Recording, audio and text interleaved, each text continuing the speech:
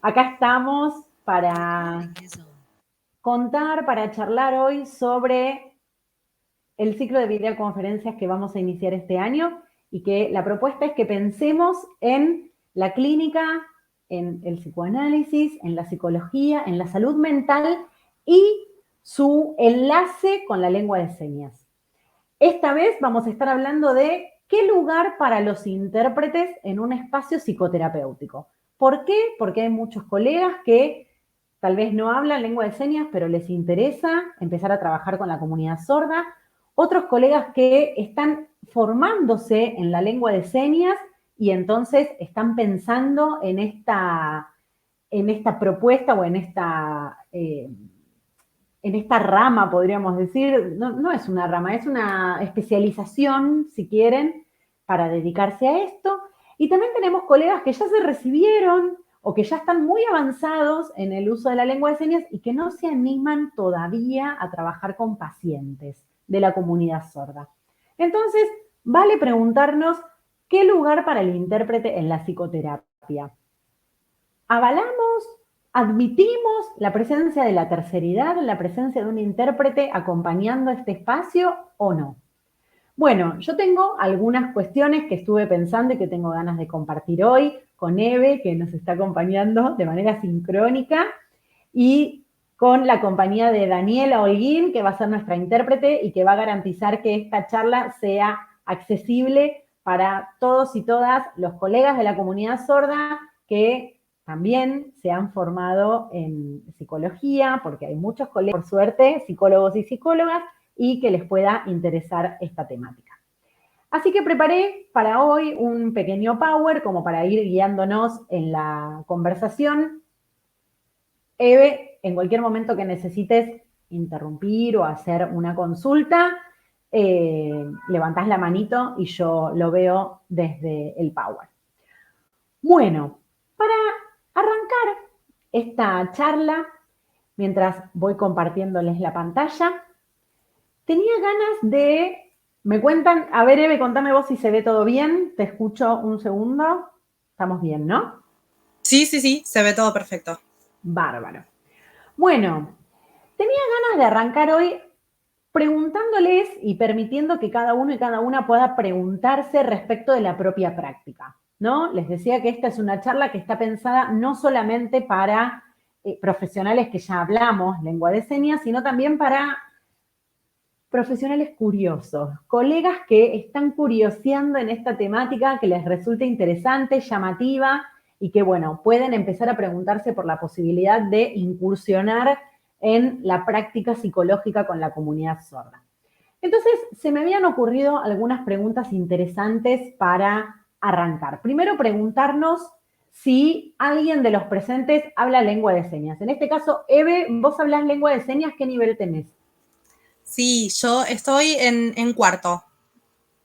Bien. ¿Tenés formación específica en lo que tiene que ver con el trabajo con sordera? Sí, sí, sí. ¿Qué hiciste? ¿Hiciste algún posgrado, algún curso? Una especialización. Una especialización era, en realidad, era en general en discapacidad, pero bueno, abordaba también específicamente la sordera, la ceguera, digamos, había una instancia de formación, digamos, para cada discapacidad. ¿Y tenés experiencia en el trabajo clínico con personas sordas? Sí, también. Muy bien. Ahora, para aquellas personas que no tengan formación o que no hablen lengua de señas, yo les propongo que se pregunten si tomarían un paciente con sordera. Entiendo que si estamos acá viendo este video es porque sí lo haríamos. Y entonces algo que les voy a proponer es que se imaginen cómo sería la comunicación con una persona sorda si no hablamos lengua de señas. Rápidamente, en otros momentos que he dado esta charla, me han respondido que si no hablamos lengua de señas, lo que podemos hacer es leernos los labios o comunicarnos de manera escrita. Es muy interesante. Y también me han dicho que hay personas sordas que están oralizadas o semi-oralizadas. Y entonces podríamos arrancar una posibilidad de trabajo clínico con esta oralización, por más que sea un poco rústica. A mí me parece que es interesante tomar esta propuesta de la oralización y de la escritura, porque creo que es muy importante, antes de iniciar el trabajo con la comunidad sorda, conocer cuáles son las formas en que las personas sordas pueden acceder tanto al español como a la lectoescritura. Para leer los labios hay que tener gran entrenamiento. Es cierto que la mayoría de las personas sordas pueden sostener una conversación apoyándose en una lectura labial. Pero esto no quiere decir que tengan el mismo acceso a la palabra para el tratamiento psicoanalítico o el tratamiento psicoterapéutico en general. Imagínense que no es lo mismo hacer psicoterapia en un idioma que no es el tuyo, que no es el natural, que no es el que manejas todos los días, que hacer psicoterapia en ese idioma, en donde tus emociones, tus sentimientos, tus angustias puedan fluir de otro modo.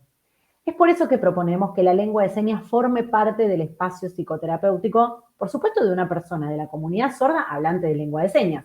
Estamos hablando de una persona hipoacúsica oralizada, no cabe dudas, y en todo caso tendremos que estar advertidos y advertidas con algunas cuestiones con las que nos podemos encontrar con un paciente oralizado, ¿no? Porque yo tengo pacientes hipoacúsicas que están perfectamente oralizadas, se les entiende perfecto lo que dicen, pero a la hora de escuchar al analista a veces se les complica y entonces tenemos que los analistas estar advertidos para modular bien, tal vez volver a repetir la pregunta, tal vez identificar cuando no entendió o no escuchó o verdaderamente hay algo que no se está pudiendo escuchar o entender. Es muy sutil. Y entonces también el trabajo con pacientes oralizados de la comunidad sorda implica cierta formación. Por eso al principio preguntaba por la formación respecto de lo que sería psicología y sordera. Ahora bien, si estamos hablando de trabajar con lengua de señas, es importante entonces entender que no todas las personas sordas acceden a la lectoescritura de la misma manera. Y lo mismo, ¿ustedes estarían cómodos si tuvieran que hacer terapia, por ejemplo, en un chat de WhatsApp? Uno no dice lo mismo cuando lo tiene que escribir que cuando puede disponerse, relajarse y empezar a hablar de lo que le pasa. De hecho, los colegas que tenemos experiencia clínica sabemos que hasta a un paciente oyente le cuesta llegar a redondear una idea, llegar a poder hablar verdaderamente de lo que le pasa, de lo que se trata. Imagínense tener que hacerlo escribiendo en un papelito o escribiendo en un chat. Por lo tanto, me parece que podemos estar de acuerdo con que la lengua de señas es necesaria en el espacio psicoterapéutico con un paciente de la comunidad sorda que elige esta lengua para comunicarse en su vida cotidiana. Ahora bien, a mí me llega un paciente que habla lengua de señas y yo no hablo lengua de señas. ¿Qué hago? ¿Tomo este paciente? ¿Lo tomo con un intérprete? ¿No lo tomo? Bien. Vuelvo a compartir y entonces vamos a la siguiente pregunta. En principio, contarles un poquito qué es la lengua de señas, como para hacer un pantallazo, por si hay gente en el auditorio que no sabe. La lengua de señas es una lengua natural visoespacial. Esto significa lengua natural, que es una lengua de una población que está reconocida como lengua del mismo modo que las lenguas orales. En los bebés es paralela su adquisición a una lengua oral y hasta hay estudios que han demostrado que la lengua de señas se incorpora antes que la lengua oral porque es mucho más sencillo pasar del señalamiento a la lengua, a la palabra signada, ¿sí? Acabo de decir signada y justo les digo que cuando hablamos de lengua de señas no estamos hablando de signos, ni de gestos, ni de mímica, ni de señales formales. Perdón, sino de señas formales, porque no son signos en el sentido de el signo de Saussure, en el que el significante estaba pegado al significado. No son un signo como, por ejemplo, puede ser el icono de prohibido estacionar, que tiene solo un significado. Las señas entran dentro de lo que Lacan nos propone el significante. el signo de Lacan, digamos. ¿Por qué? Porque una seña tiene distintos sentidos según el contexto de la oración y cómo esté utilizada. Del mismo modo, las señas tienen una fonología abstracta que se denomina querología y que tiene que ver con los rasgos de la posición, la orientación y la configuración de la mano, del mismo modo que podríamos hablar de los fonemas de la lengua oral. Hay distintas disposiciones en las que se ubican las manos que pueden dar cuenta de una misma, aparentemente de una misma seña, pero que según en dónde están ubicadas en el espacio, tienen distintos sentidos. La lengua de señas posee una gramática, una semántica y una sintaxis propia, como cualquier otra lengua, y al igual que las lenguas orales, se organiza por unidades elementales sin significado propio. Por eso las denominamos señas y no signos. ¿Por qué? Porque, como les decía antes, no tienen un significado per se, sino que depende de cómo están ubicadas en la oración. Vale también aclarar, y voy como haciendo un salticado con el Power, que hay estudios neurológicos que han demostrado que la lengua de señas se ubica, se decodifica en el cerebro en la misma zona que el lenguaje oral, que la lengua oral. Entonces, desde la lingüística, desde la neurología, de hecho hay estudios también respecto de la afasia de la seña, podemos darle a la seña un valor de lengua formal que nos habilita entonces para poder pensarla como una vía regia hacia el inconsciente. Y si hablamos de otros tipos de psicoterapias o de otras orientaciones, una forma de acceso a las emociones, de poder, una forma de expresión formal. En función de esto es que entonces nos preguntamos por qué lugar para el intérprete de lengua de señas, ¿no? Ya valoramos la lengua de señas como tal, vamos a incluirla en nuestro espacio clínico porque es una lengua formal y del mismo modo que tal vez nos animaríamos a atender un paciente francés o que habla en inglés con un intérprete, haríamos lo mismo, que también lo podríamos discutir, haríamos lo mismo con la lengua de señas. Y entonces, aquí viene lo que nos convoca hoy, que tiene que ver con preguntarnos qué lugar para los intérpretes. Si pensamos en esto, a mí me parece que hay 4 cuestiones que vamos a tener que desmenuzar. La primera son los contextos. No podemos ser fundamentalistas a la hora de decir sí o no a la incorporación de un intérprete en lengua de señas como terceridad en nuestro espacio psicoterapéutico, porque todo depende de en dónde estamos. No es lo mismo preguntarnos por el sí o no de intérpretes de lengua de señas en la ciudad de Buenos Aires, en donde sabemos que existen psicólogos, psicólogas, hablantes de lengua de señas, que preguntarnos esto mismo en una provincia del interior, en un pueblito de una provincia. Por supuesto que no es lo mismo lo drásticos que podemos ser con la respuesta. Por otro lado, cuando hablamos de contextos, también tenemos que preguntarnos cómo surge esta demanda. No es lo mismo estar en una guardia de un hospital, en donde nos encontramos con una persona sorda que está con una crisis de angustia y que llega a la guardia de nuestro hospital, que estar hablando del consultorio privado, en donde los tiempos son otros, las urgencias son otras, se trabaja distinto. Por supuesto que si estamos en el interior y recibimos un paciente con sordera, va a ser mucho más interesante hacer un trabajo con un intérprete que de los modos que lo planteábamos antes, a través de la lectoescritura o de la lectura labial, porque además nosotros le vamos a ofrecer a nuestro paciente un espacio de escucha. Vamos a ser más nosotros los que escuchemos que nuestro paciente el que nos lea los labios. Y no todas las personas sordas están oralizadas de modos en los que su discurso sea nítido, sea comprensible. De hecho, la gramática de la lengua de señas es distinta que la gramática del español y muchas veces sucede que a la hora de oralizar los pacientes sordos oralizan con una gramática de la lengua de señas y entonces tal vez no se conjugan los verbos o no se utilizan los artículos, del mismo modo que cuando estamos señando. Cuando estamos señando tenemos el apoyo del cuerpo, de la cara, de los gestos, distinto de cuando estamos manejándonos con una lengua oral y con un interlocutor que nada sabe de la lengua de señas. Entonces, como profesionales, es importante que nos pensemos en contexto. Por supuesto que en espacios como la salud pública hoy en día, o en espacios en donde la lengua de señas no está disponible, en profesionales que hablan lengua de señas no hay disponibilidad, entonces me parece que contar con un intérprete va a ser mucho más rico y va a ser mucho más respetuoso para nuestro paciente.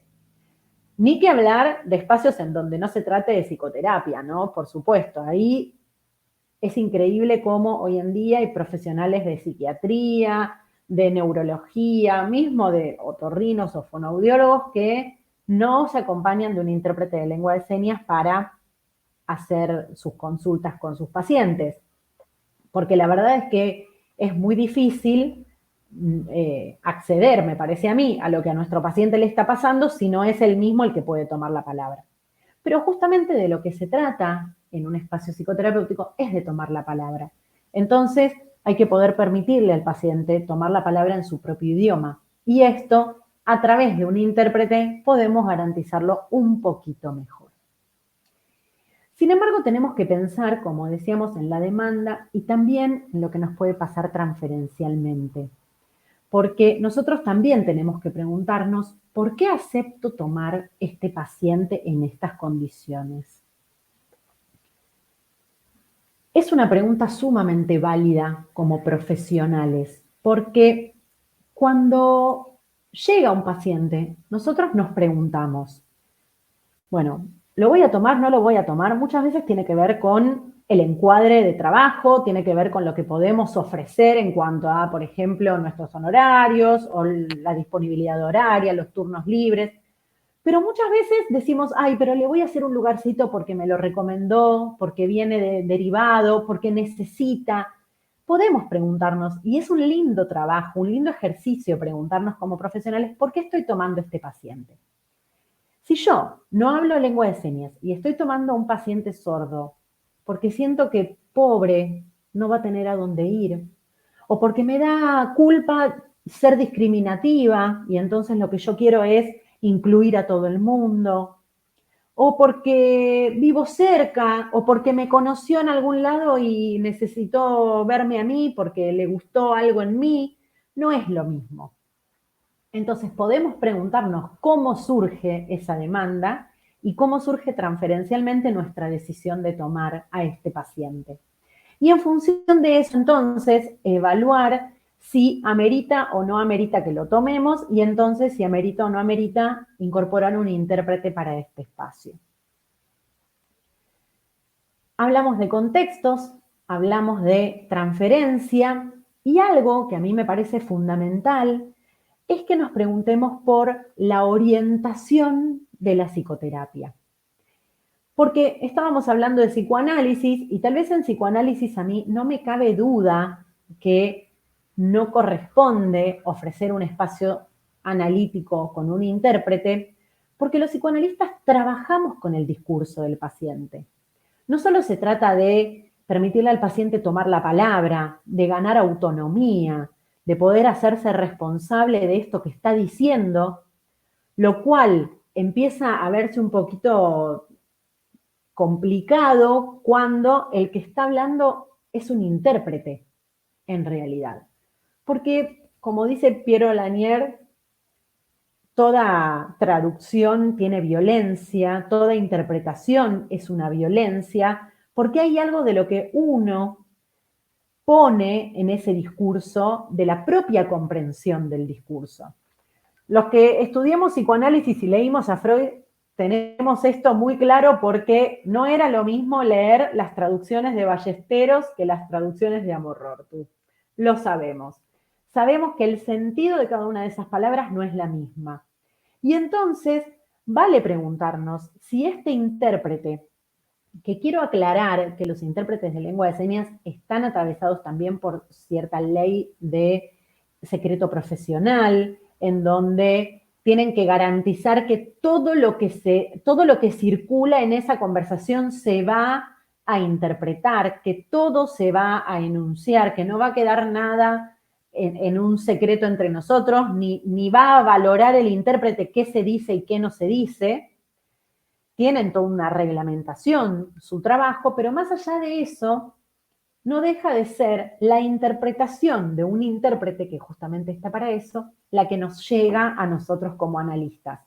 Y siendo que los analistas trabajamos con los significantes de nuestro paciente, con un fallido, con un lapsus, es complejo dejar esto en manos de un intérprete.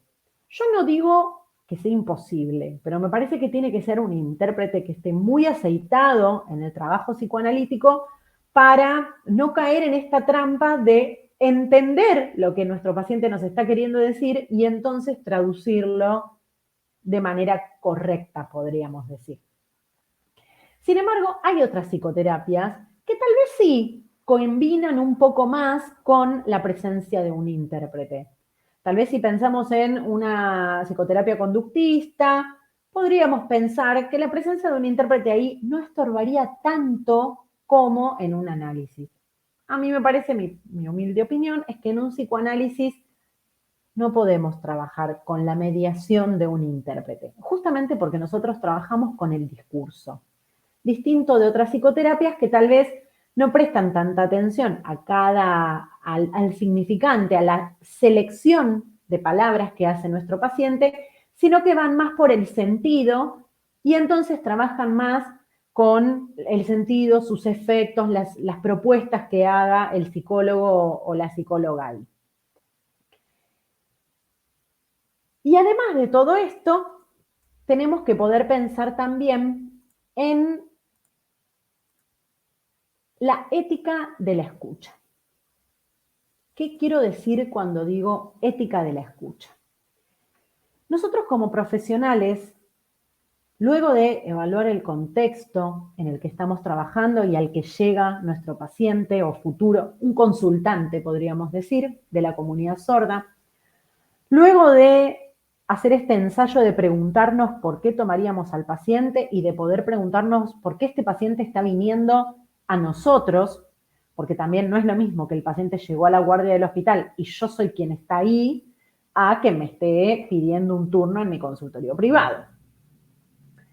Luego de evaluar nuestra orientación psicológica con la que vamos a trabajar, es fundamental que podamos prestar atención a lo que yo le llamo la ética de la escucha y tiene que ver con desde dónde estamos escuchando a este paciente. Porque una cosa es haber aceptado trabajar con esta persona sorda porque me resulta un excelente desafío. Y entonces tengo ganas de ver de qué se trata. ¿Cómo será trabajar con un paciente sordo? O porque siempre me interesó esto y nunca me animé o no tuve tiempo de formarme y justo llega un paciente y bueno, quiero aprovechar para hacer esta experiencia. O porque me da lástima, porque pobre, ¿a dónde lo voy a derivar? Porque creo que no hay profesionales que hablan lengua de señas. Esto es lo que a nosotros nos tiene que llevar a investigar en la temática. Si nosotros vamos a aceptar, evaluando el contexto, la transferencia, la demanda y nuestra propia práctica, vamos a aceptar trabajar con un paciente de la comunidad sorda, incluyendo un intérprete de lengua de señas, es muy importante que antes de tomar esa decisión hagamos una pequeña evaluación, una pequeña investigación de lo que llamaríamos el estado del arte. Hagamos una investigación para saber, ¿no existirá algún profesional que esté formado en esta temática? ¿Verdaderamente este paciente, si no lo atiendo yo, no va a tener a dónde ir? En el caso de que sea así, porque estoy en un pueblito, porque estoy en una guardia de un hospital, ¿no habrá algo escrito en relación a esto que me pueda orientar? ¿No habrá algún profesional que se dedica a esto con que yo pueda supervisar este caso o que pueda orientarme respecto del trabajo que estoy haciendo. A esto me refiero con la ética de la escucha. A reconocer que la propuesta es no entender rápidamente, a reconocer que las resistencias son del analista, como diría Lacan, y a poder disponernos a ofrecer un trabajo ético con este paciente. Ofrecer un trabajo ético tiene que ver con esto que decía, con que si soy ignorante en la temática o si lo que a mí me convoca es más la curiosidad, no quedarme solo con eso y poder ofrecerle a mi paciente una escucha respetuosa, que no solo tiene que ver con hacerlo en su propio idioma, porque después de todo, si me copé con esto, y bueno, capaz hasta yo misma tendría que ir a estudiar lengua de señas para poder seguir trabajando con esta temática, sino que también tiene que ver con ofrecer una escucha respetuosa reconociendo los límites del trabajo con la mediación de un intérprete, reconociendo los límites del trabajo sin contar con una formación especializada, porque nunca está mal incursionar en algo novedoso, pero siempre con ética, con respeto. Entonces, si me puedo permitir ir concluyendo como para después pensar juntas, me parece que es prioritario darle lugar al discurso del paciente, en tanto habilitar la lengua de señas como una forma de valorar lo que esta persona sorda tiene para decir y que pueda decirlo de una manera que fluya naturalmente para esa persona, que no sienta las trabas del lenguaje. Tengo muchos pacientes que llegan al consultorio luego de haber tenido experiencias con psicólogos o psicólogas no hablantes de lengua de señas, tanto en espacios públicos como en espacios privados, y que dicen, ay, ahora que me entero que hay una psicóloga que habla lengua de señas, no quiero más ir con mi psicóloga, porque con mi psicóloga no es lo mismo. Porque no es lo mismo, y ustedes pueden pensarlo si el día de mañana tuvieran que emigrar y vivir en otro país que hablan otro idioma, no va a ser lo mismo encontrar un psicólogo, una psicóloga que conozca de tu cultura, además de conocer de tu lengua, porque cuando aprendemos la lengua de señas, aprendemos también todo lo que tiene que ver con la cultura de las personas sordas y de la comunidad sorda. Mucho más si encima nos formamos respecto de la temática, como nos contaba Eve al principio, sino que es recontra importante entonces poder priorizar el discurso del paciente y garantizarle que le vamos a ofrecer un espacio en donde todo lo que esta persona tenga para decir va a ser aceptado, va a ser recibido y va a poder fluir sin trabas en la comunicación. Si no podemos garantizar esto, entonces es mucho más ético buscar un profesional, hacer esta investigación de conseguir un profesional al que poder derivar este paciente. Por no decir directamente no tomar al paciente, ¿no? Porque también es parte de nuestro derecho como profesionales decidir no tomar el caso. Pero si lo tomamos porque nos interesó y empezamos a darnos cuenta que hay algo que ahí en el discurso no termina de fluir, es interesante poder hacer esta derivación. Por otro lado, si nos vamos a meter en esta temática, vamos a incursionar en esto, vamos a incorporar un intérprete de lengua de señas, porque tenemos recontra claro que con la lengua de señas el discurso del paciente fluye, entonces empezar a formarnos en esto. Aunque no lo crean, hay mucho para leer. Recién me llegó un mensaje de una chica sorda y me dice, yo soy sorda, vos sos la única psicóloga que habla lengua de señas. Eso no es cierto. Eve acá es testigo de eso. Eso no es cierto. Hay muchos profesionales. Claro, no somos un montón, pero hay bastantes. Hay bastante lectura, hay bastante información que circula. Entonces es importante que si vas a iniciar esta aventura de empezar a trabajar con las personas sordas, te formes. Si hoy en día no contamos tal vez con espacios de formación específicos en sordera, porque como nos contaba Eve, está la carrera de especialización en discapacidad. Me imagino, Eve, que la hiciste en la UBA. A ver, espera que voy a dejar de compartir, así te veo y me podés contestar. ¿La hiciste en la UBA? No, no la hice en la UBA, Ah, la hice mira. en el Colegio de Psicólogos de Mar del Plata, yo soy de Bahía Blanca. La cursada en la UBA, yo, digamos, la formación en la UBA la conozco, pero bueno, se me dificultaba mucho porque la presencialidad en ese momento cuando decidí formarme era muy, muy difícil viajar, la cursada era muy regular, entonces me era muy complicado. Y en Mar del Plata, que nos queda un poquito más cerca y tenía familia también, entonces podía tener de un lugar para quedarme y cursar los días que proponía el colegio, bueno, fue lo más viable, digamos, para mí en ese momento. Así que la formación la hice ahí. Y era de discapacidad general.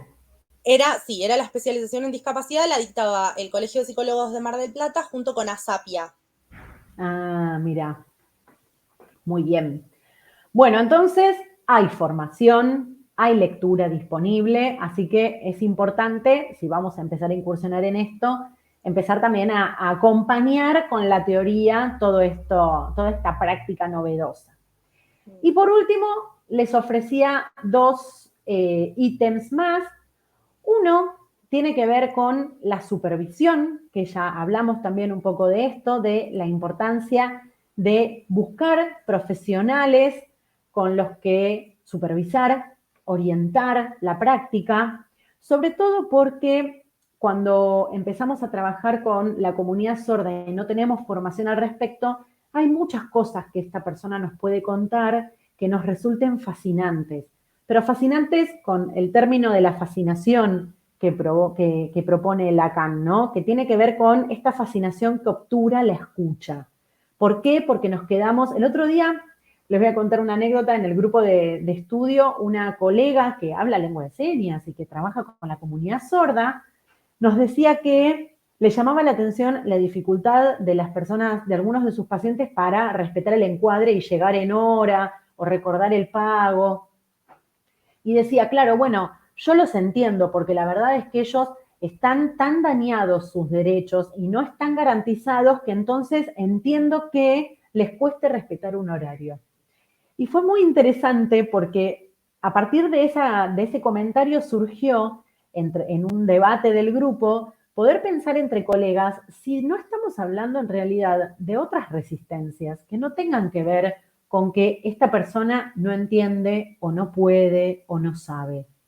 Entonces, una pequeña anécdota para explicar cómo es importante supervisar con gente formada, porque aun cuando estamos formados en la temática, caemos a veces en la trampa de entender rápidamente o de justificar algunas cuestiones que tienen más que ver con la posición discapacitada que nos propone Manoni, que con verdaderamente una incapacidad del sujeto de poder acceder a ciertas cuestiones.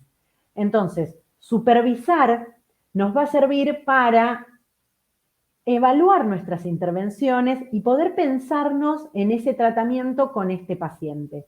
Si arrancamos desde el lugar de pobre, no voy a tener a quién derivarlo, o pobre, no quiero que se sienta discriminado, bueno, ahí, como se dice ahora, banderas rojas por todos lados, suenan todas las alarmas y más que nada es importantísimo contar con supervisión y orientación con profesionales que estén formados en esto para poder despojarnos de algunos prejuicios o de algunas ideas previas que podamos tener al estar trabajando con una persona de la comunidad sorda.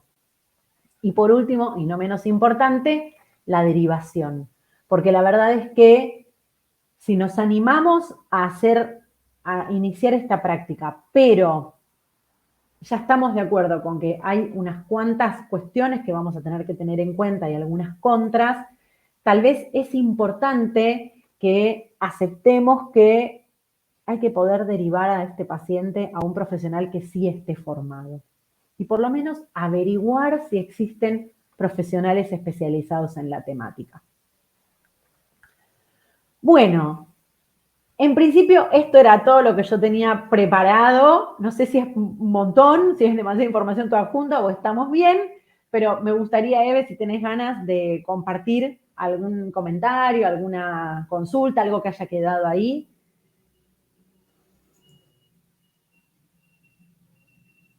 Espera que no te escucho. Ahí está. Ahí está. Ahí está, no lo había desactivado.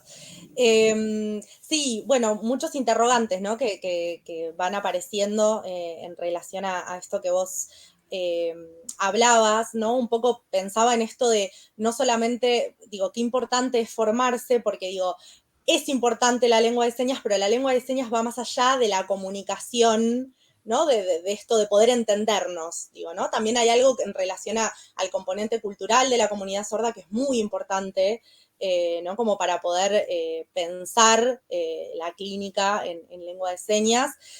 Y también pensaba, ¿no? En esto que decías de los contextos, ¿no? Porque, bueno, acá en Bahía Blanca hay psicólogos, hay otros psicólogos que también se están formando, que también tienen esta cuestión de todavía no me animo, todavía no sé si puedo.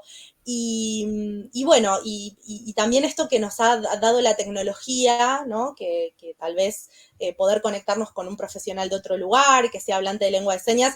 Por eso digo que hoy más que nunca esos interrogantes en relación a tomar un paciente o no son sumamente válidos siempre, pero digo, más en este contexto donde hay mucha más facilidad tal vez para contactarse con otros profesionales. Digo, yo desde Bahía Blanca te conocí a través de Instagram y ahí pudimos hacer contacto. Digo, es posible, ¿no? Ir buscando y armando una red para poder derivar, para poder formarse. Entonces, me parece que hoy más que nunca esos interrogantes son válidos y más vigentes que nunca, digamos, ¿no?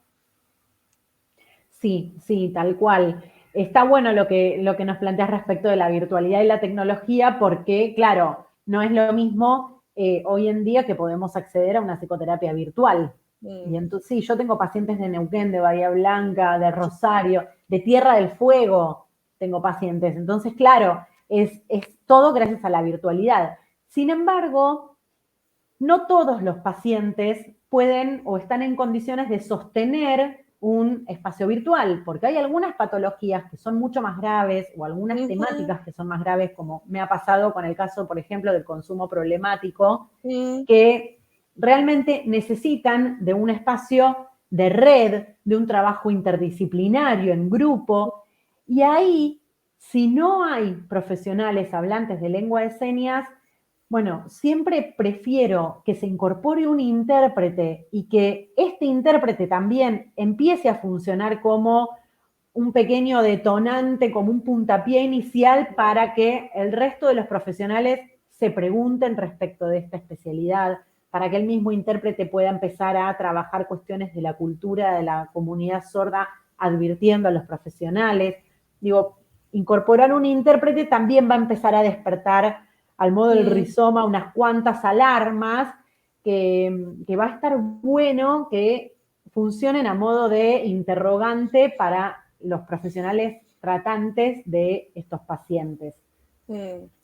Sí, a nosotros nos pasa acá también, bueno, con la formación, que digamos que la formación más completa y de calidad no llegó hace mucho tiempo acá a Bahía. Todo es gracias a una asociación bueno, que se fue gestando hace poquito y que pudo hacer contacto con ASAM y entonces pudieron capacitar, digamos, a los profes sordos para que puedan también transmitir la lengua de señas y que tenga la formalidad de los niveles, pero bueno, pasaba hasta hace un tiempo y todavía continúa pasando en relación a los intérpretes, porque hay muy pocos intérpretes formados en Bahía Blanca y capacitados, digamos, para algunas situaciones, como por ejemplo puede ser una charla, no sé, una cuestión judicial, donde hay mucho tecnicismo, que es, no digo, muy, muy delicado también. Entonces también pasa eso, ¿no? Que la demanda a los intérpretes, o a los dos intérpretes, uno o dos intérpretes que por ahí en Bahía tienen esta demanda es muy difícil también porque además son parte de la comunidad sorda y conocen a muchas personas sordas, entonces también hay momentos de cierta intimidad, de cierta privacidad, de ciertos vínculos que se empiezan a generar que también es muy difícil. Entonces digo, es muy necesario que esto se abra, digamos, a que todos puedan acceder a una formación, una capacitación, digo, siempre y cuando les interese, ¿no? Obviamente no todo el mundo tiene que estudiar lengua de señas, pero sí es importante que a quienes les interese, ¿no? Como empiecen a formarse ahí también para abrir el juego, ¿no? Porque si no también es muy difícil y intervienen muchos factores, ¿no? Y hablaste de las asociaciones y me parece que es importante que los profesionales que nos interesa trabajar con esta comunidad sepamos dónde ir a buscar a estos intérpretes, ¿no? Bueno, nosotros estamos planteando la propuesta de la comunidad LSA como una base de datos donde ir a buscar tanto profesionales como intérpretes, pero también intérpretes de cada lugar. Hay asociaciones casi siempre de sordos en donde se puede conectar con intérpretes, porque claro, no es lo mismo. Por eso hay que evaluar cada caso. Hay que evaluar el contexto, hay que evaluar en qué circunstancias surge esta demanda. Por supuesto que sí. Si vemos que no se puede construir nada, entonces hay que derivar. Pero tal vez algo se pueda construir al menos como una atención primaria, ¿no? Después tal vez amerite para un tratamiento un poco más profundo hacer una derivación. Pero a mí sobre todo me interesa preguntarnos, o por lo menos visibilizar la importancia de los intérpretes de lengua de señas en la atención primaria. Y ¿Y para qué esto? Porque hay que empezar a correr a las familias oyentes de personas sordas en los espacios de salud. Y no por estar en contra de las familias, sino porque el espacio de salud, cualquiera sea, es un espacio privado que está regido por un secreto profesional y que realmente no corresponde y hasta puede entorpecer esa consulta, que la consulta esté mediada con un familiar que se está ocupando de hacer de intérprete, cuando si a los intérpretes les puede llegar a costar entender, imagínense un familiar que nosotros nos conocemos, yo ya sé de qué se trata, el vicio de los profesionales que no conocen de la temática de empezar a hablarle directamente a la madre en lugar de referirse al paciente, o de terminar medicando pacientes solo por lo que los padres cuentan que sucede. Lo digo porque conozco, porque soy testigo de esas situaciones. Entonces, me parece importante como profesionales empezar a estar advertidos de la importancia de que la lengua de señas esté presente en estos espacios y de que esté presente desde la formalidad. Si no es directo en una conversación con el paciente, por lo menos que sea con un intérprete mediante.